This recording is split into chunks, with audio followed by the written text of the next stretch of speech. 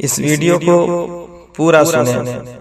شب برات کیا ہے؟ اس ویڈیو کو سننے سے بہت کچھ آپ کو معلوم ہو جائے گا انشاءاللہ کہ نماز قضا کیسے پڑھیں گے، قضا نماز کی نیت کیسے کریں گے، اور کتنی رکعتیں قضا پڑھنی ہے۔ یہ بہت ساری چیزیں آپ کو اس ویڈیو سے معلوم ہو جائے گا۔ جانکاری حاصل کرنے کے لیے پوری ویڈیو کو آپ ضرور سنیں کہ شب برات کیا ہے۔ مولا علی رضی اللہ تعالی عنہ سے مروی ہے کہ حضور صلی اللہ تعالی علیہ وآلہ وسلم ارشاد فرماتے ہیں کہ جب شعبان کی 15ویں رات آئے تو تم لوگ رات کو عبادت کرو اور دن کو روزہ رکھو۔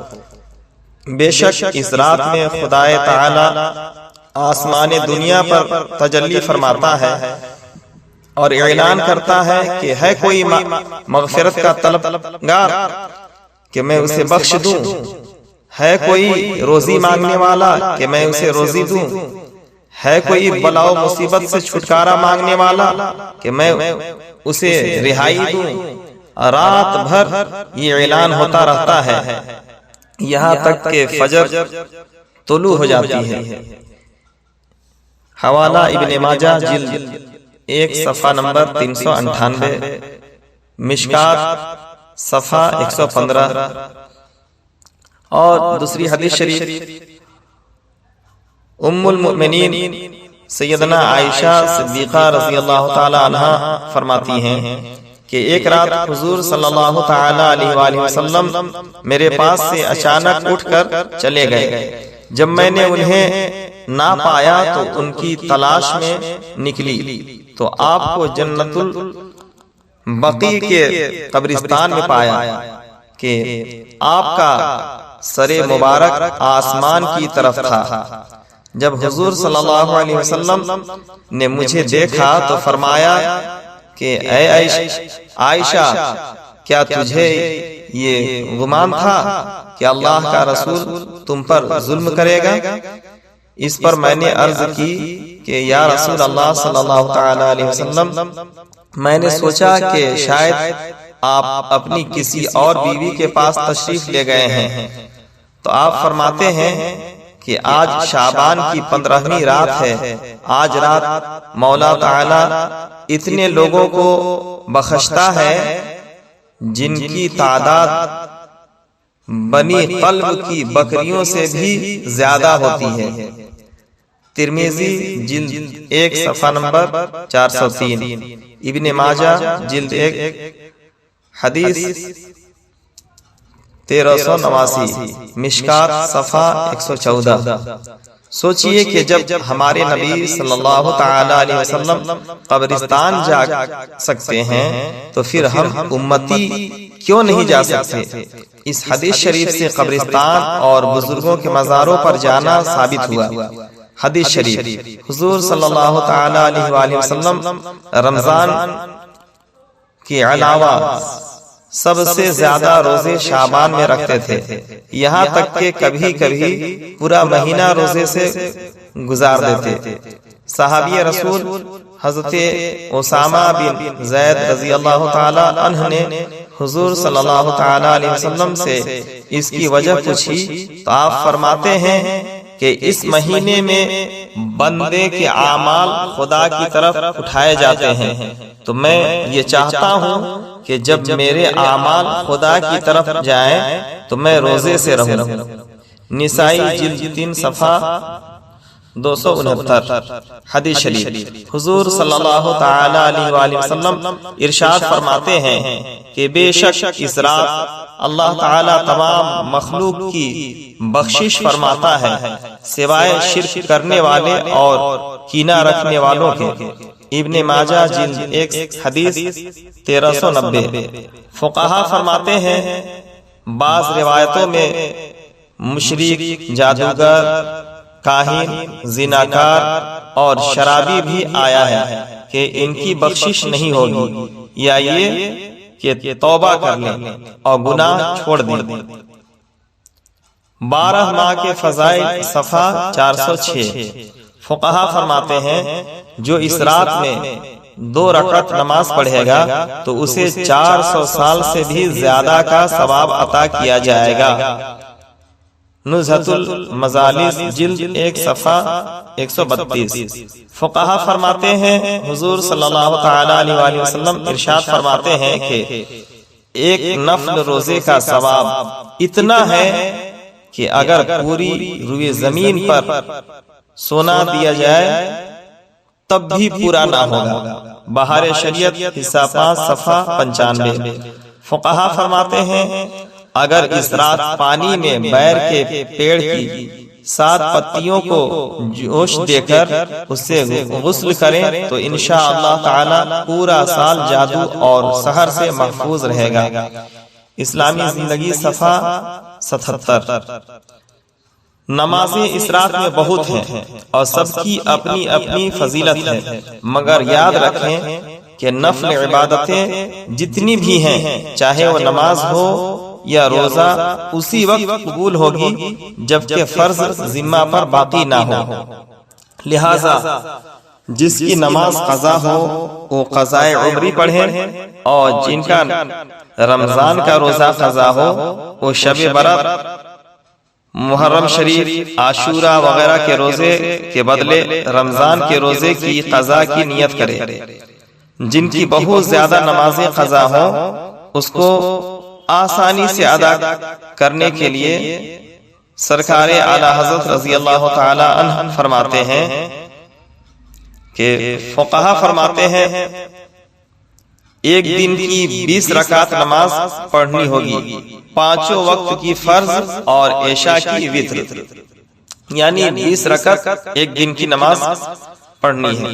نیت یوں کریں، نیت کی میں نے 2 رکعت نماز قضا جو میرے ذمہ باقی ہیں، ان میں سے پہلی فرض فجر کی، اللہ تعالیٰ کے لیے منہ میرا کعبہ شریف کی طرف اللہ اکبر کہہ کر ہاتھ باندھ لیں۔ یوں ہی فجر کی جگہ ظہر، عصر، مغرب، عشاء، وتر صرف نمازوں کا نام بدلتا رہے۔ قیام میں ثنا چھوڑ دیں اور بسم اللہ سے شروع کریں، بعد سورہ فاتحہ کے کوئی سورہ ملا کر رکوع کریں اور رکوع کی تسبیح صرف ایک بار پڑھیں، پھر یوں ہی سجدوں میں بھی ایک بار ہی تسبیح پڑھیں۔ اس طرح 2 رکعت پر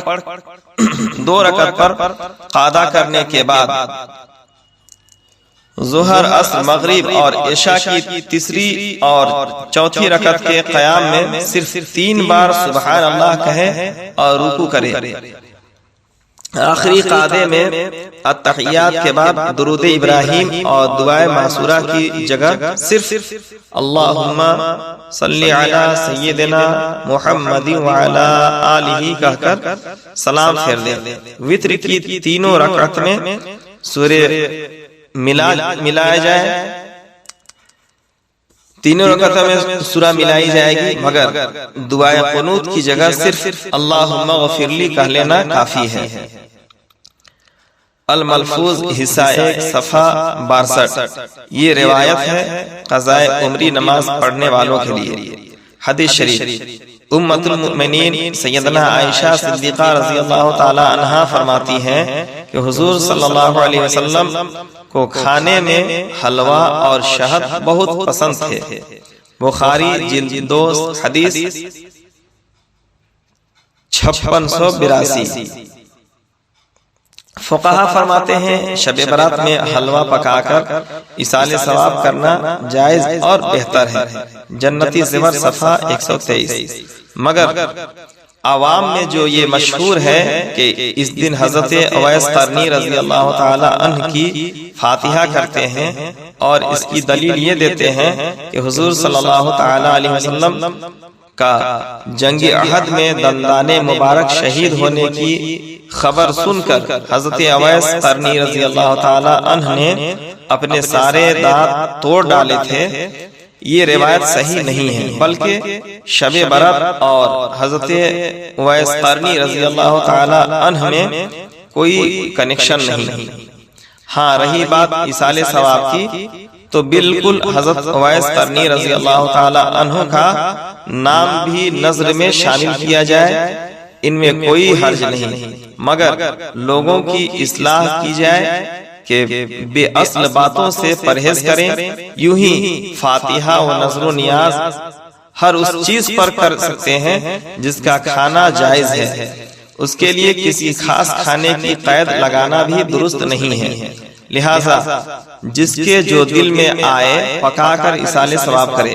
فاتحہ مرد و عورت میں کوئی بھی دے سکتا ہے، بہتر ہے کہ جو صحیح قرآن پڑھ سکتا ہو وہی فاتحہ دے۔ فاتحہ پڑھنے کا طریقہ: اپنے اپنے گھروں میں خوب نذر و نیاز اور فاتحہ کا اہتمام کیا کریں اور خود سے فاتحہ پڑھا کریں۔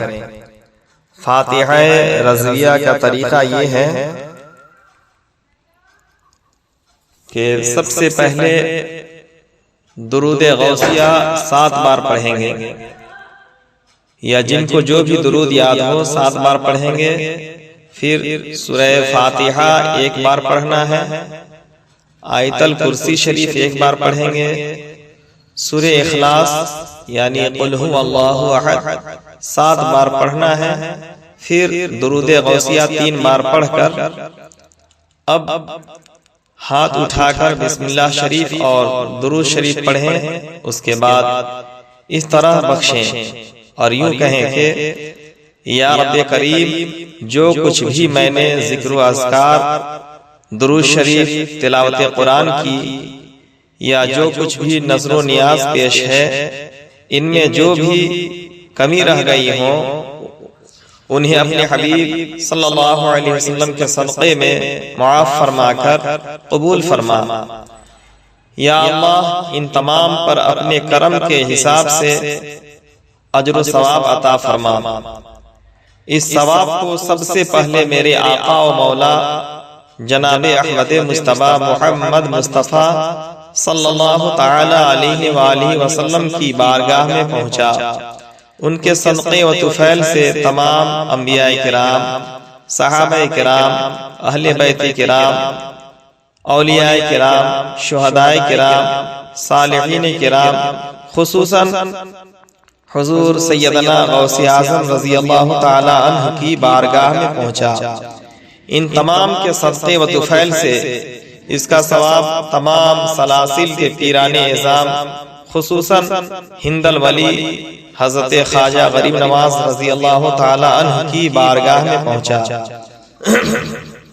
بالخصوص سلسلہ عالیہ، قادریہ، برکاتیہ، رضویہ، نوریہ، چشتیہ، صابریہ، سہروردیہ، نقشبندیہ کے جتنے بھی مشائخ کرام ہیں، خصوصاً اعلیٰ حضرت امام احمد رضا خان فاضل بریلوی علیہ رحمت و رضوان کی بارگاہ میں پہنچا۔ مولا تمام کے صدقے و طفیل سے ان تمام کا ثواب، خصوصاً جس کا بھی نام لینا چاہیں یہاں پر نام لے لیں، فلاں یا فلانی کو پہنچا کر حضرت آدم علیہ السلام سے لے کر آج تک و قیامت تک جتنے بھی مومنین و مومنات گزر چکے یا گزرتے جائیں گے، ان تمام کی روح پاک کو پہنچا۔ پھر اپنی جائز دعائیں کر کے درود پاک اور کلمہ شریف پڑھ کر چہرے پر اپنے ہاتھوں کو پھیر لیں۔ یہ ہوا فاتحہ پڑھنے بخشنے کا طریقہ۔ گزارش ہے کہ آپ سب اپنے اپنے گھروں میں فاتحہ کا اہتمام کیا کریں اور خود سے فاتحہ پڑھیں۔ ویڈیو پسند آئے تو لائک، شیئر، کامنٹ اور یوٹیوب رضوی چینل لوہردگا کو سبسکرائب کرنا نہ بھولیں۔ دعاؤں کا طالب محمد اشرف اللہ رضوی لوہردگاوی۔